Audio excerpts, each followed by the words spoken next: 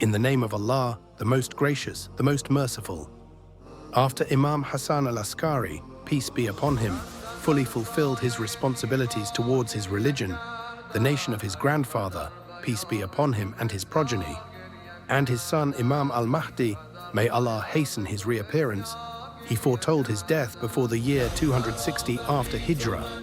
He began calming the fears of his mother, saying to her, God's command must inevitably come to pass, do not be distressed. The calamity then occurred as he predicted. He fell ill at the beginning of the month of Rabi Ul Awwal that year, and his illness gradually worsened until he was martyred on the 8th of Rabi Ul Awwal. It has been reported that he was poisoned and assassinated by the ruling authorities, specifically by the Abbasid Caliph Al Muʿtamid, who was angered by the reverence and prominence the Ummah gave to the Imam. The Imam was held in higher esteem than all the other Hashemites, both Alids and Abbasids, so Al Mu'tamid decided to eliminate him. Imam Al Askari did not leave behind any child except his son, Imam Al Mahdi, peace be upon him, who was 5 years old at the time of his father's death. Allah had already granted him wisdom and the ability to clearly discern judgment. The Imam was buried beside his father, Imam Ali al-Hadi, in Samarra. Most historians agree that the year of his death was 260 after Hijrah, and they mentioned the place of his burial, but did not specify the cause of death. Ibn al-Sabag narrates from Ahmad ibn Ubaid, Allah ibn Khaqan, who said, when Ibn al-Rida fell ill, Ja'far ibn Ali sent word to my father that the son of al-Rida had become sick. My father immediately rushed to the caliph's palace and then returned quickly, accompanied by 5 trusted servants of the caliph's court, including a man named Nahra, and ordered them to stay at the house of Hassan ibn Ali to observe his condition. He also sent a group of physicians and commanded them to attend to him morning and evening.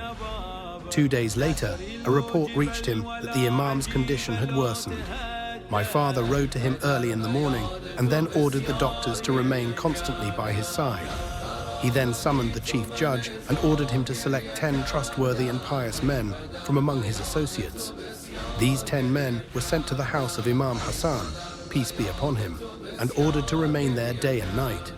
They stayed at the Imam's house until he passed away, on the 8th of Rabi Ul Awwal, 260 after Hijrah.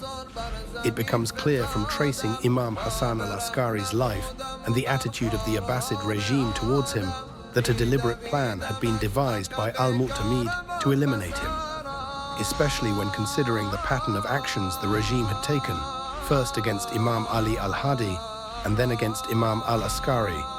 The Imam was imprisoned multiple times, his house was tightly surveilled, and there were even attempts to exile him to Kufa.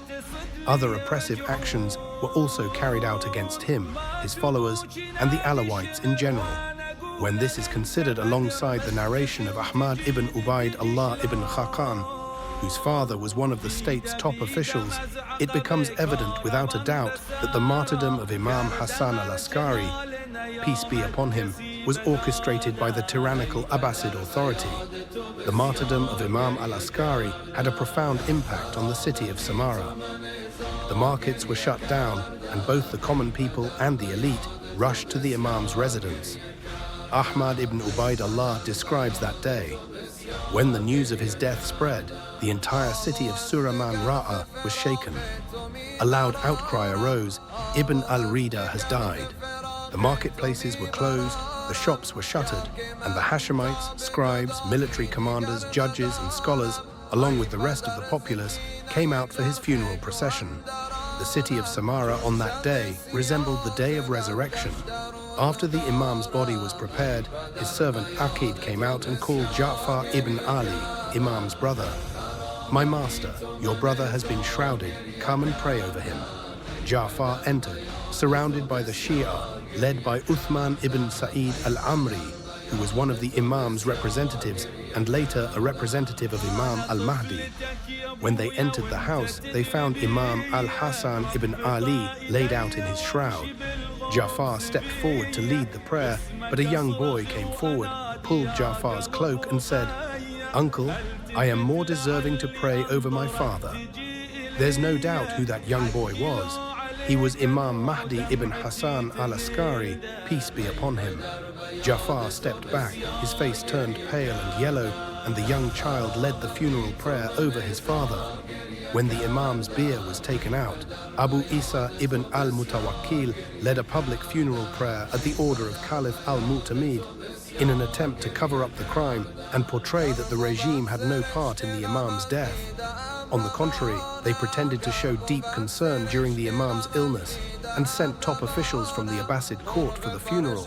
However, such plots did not deceive the pious Shi'as of the Imam or even most of the Muslims who had witnessed the height of injustice he suffered. From house arrest to tight surveillance, the enemies sealed Imam Hasan Al Askari's grave with poison and lies. But from that silence, the thunder of Imam Al Mahdi, peace be upon him, began to stir.